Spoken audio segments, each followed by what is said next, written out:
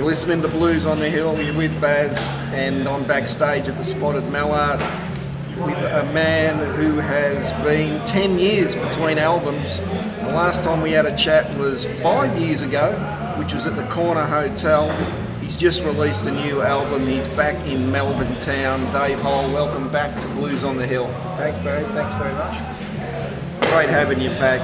Now, this album, 3 years in the making. But actually, when we spoke last time, 5 years ago, you were actually you were talking about it then. You had a plan then. I had a plan, but I didn't start it. I didn't rush into it, as you can gather. So yeah, no, it's been a long time coming. A very slow sort of process, deliberately so, because I wanted to take time over this one and do it at a leisurely pace. Perhaps not. I probably didn't plan to take quite so long, but that's the danger when you give yourself an unlimited sort of time. You tend to take it. So it was great fun doing. I did a lot of it at home. Yeah. In my home studio, and that's part of the reason why, because establishing a home studio took a lot of time, a lot more than I thought, and then I had to learn the engineering side of it, the software and stuff. So that's part of why I took so. The actual playing was the least of it, you know. Goin Back Down.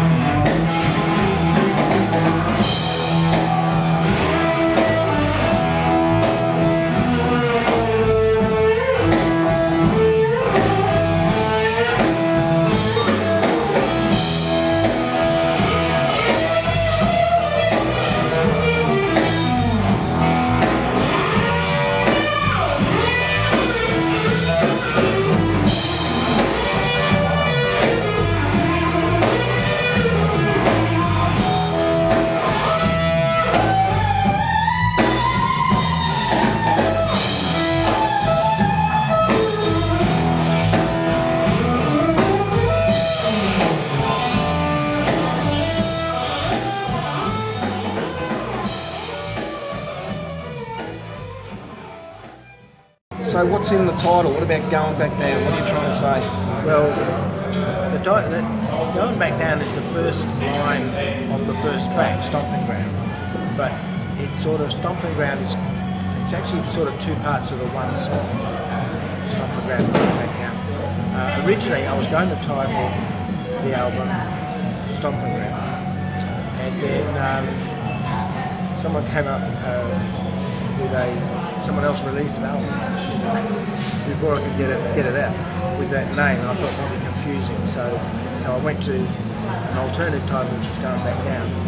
But the whole thing about this album is there's a lot of nostalgia there. So the Goin Back Down seemed suitable because it's sort of revisiting some of my earlier influences and Stomping Ground is about going back to your old stomping ground, whether it's physically or metaphorically, just mentally or whatever.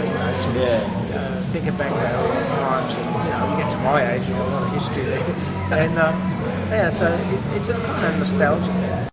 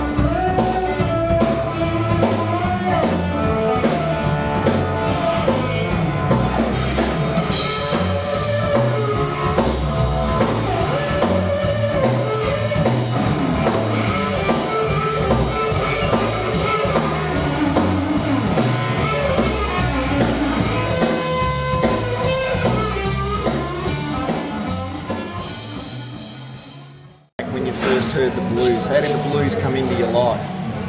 Well, it sort of crept in for a little bit there when I heard the Rolling Stones and stuff. They were playing blues songs on their first couple of albums, and that led me to discover the other greats, you know, the black guys, you know, the Muddy Waters and Jimmy Reed and all those guys. But the first time I actually heard it was a friend of mine managed to get hold of a Muddy Waters record, and we were both into the Stones and everything, but then I heard that and it just bowled me up. It was so powerful, so primal, you know, hit me like a ton of bricks. I just thought, this is something, I didn't know music could be like this. So earthy and so direct. You know, there was no complication about it. It was just emotional.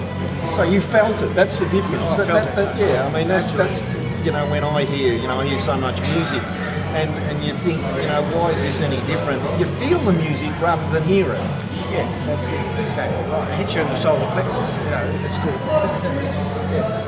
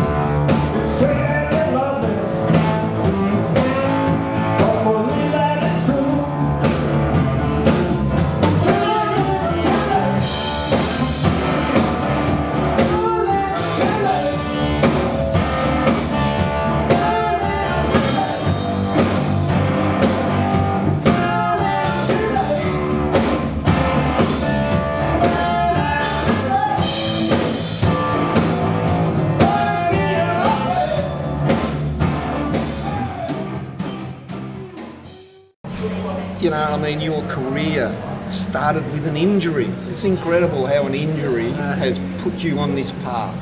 Yeah, well, I mean, it didn't start with that injury, but that sort of was the thing that sort of got me playing slide guitar a lot. I had been playing, you know, conventional guitar for quite a while, and then I started to fiddle around with slide, started to get into it, just to maybe add a couple of slide guitar songs to the repertoire, and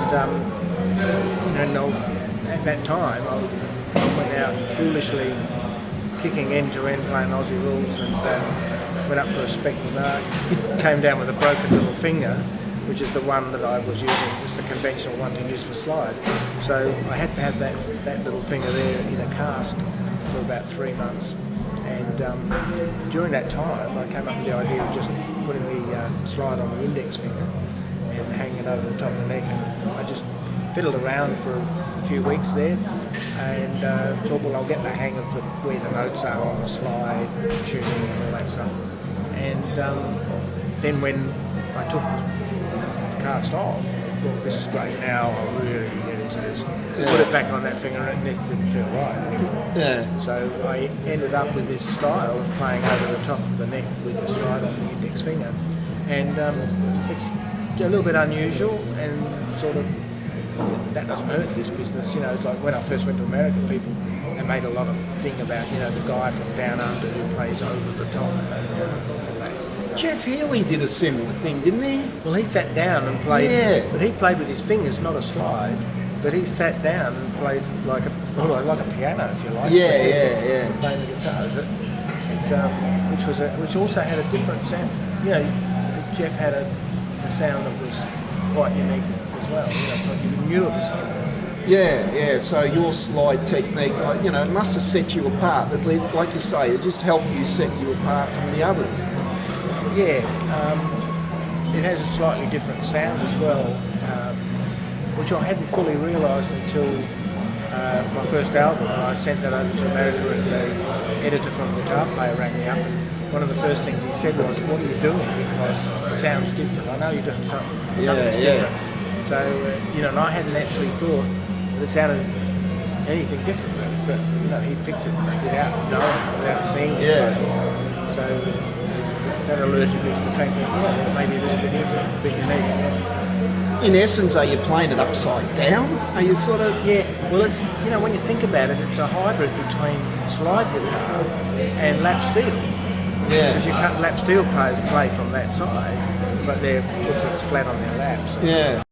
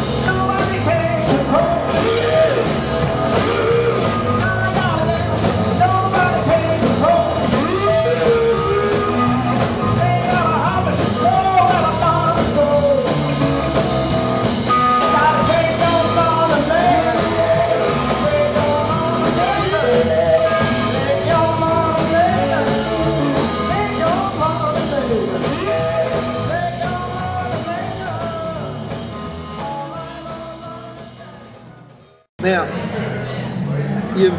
you've toured with legends. You've met so many legends. Toured with, Luther Allison, Otis Rush. But there's one guy that you toured with, that I want you to tell me about, Gary Moore. Oh, yeah, Gary. The European tours. Tell me what he was like, and how did you get involved in your relationship with him? Well, he got in touch with me because he'd heard the album. And he was going out touring, and he wanted a support act. He wanted a band to open for him, and so he asked me. And I was actually in Europe at the time, so I said yeah. And we ended up you would. We ended up doing like three tours, 3 sections of tours like with him. I came back to Australia for about a week, and then went back, and we did some more shows and all that stuff. But so he liked what he heard and asked us to do it. And he probably had in mind that there was a good contrast, with slide guitar and his sort of power blues, thing. And Royal Albert Hall, that must have been special. Yeah, we played the Albert Hall. It was special. It's an amazing venue to play. It's just so prestigious. You can't help but be a bit overawed by the actual facility itself. It's brilliant.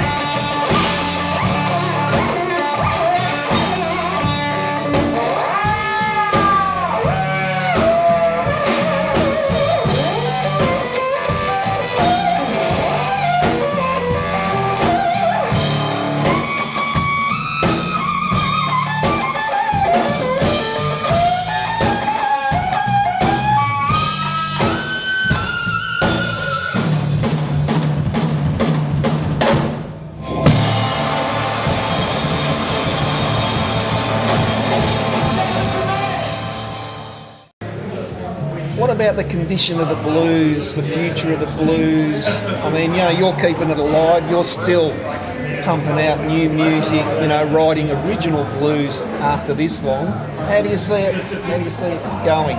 Well, it's still going strong with or without me. I mean, there's plenty of young players, that are still playing the blues and carrying the baton, taking over and carrying the flame. So I think it won't die out, but it does change each generation, and it already has. I mean, sort of Buddy Guy's probably the last of the Chicago guys that I grew up idolising, and he was the youngest of them. He's sort of the last one out there, and they have a certain style that nobody else actually has. Been an absolute pleasure having you back on the show and having you back in Melbourne, Dave. Good luck with the album, and it's an awesome new release from start to finish. It's a great listen, so congratulations. Thanks very much, and thanks for having me on the show. It's been a pleasure.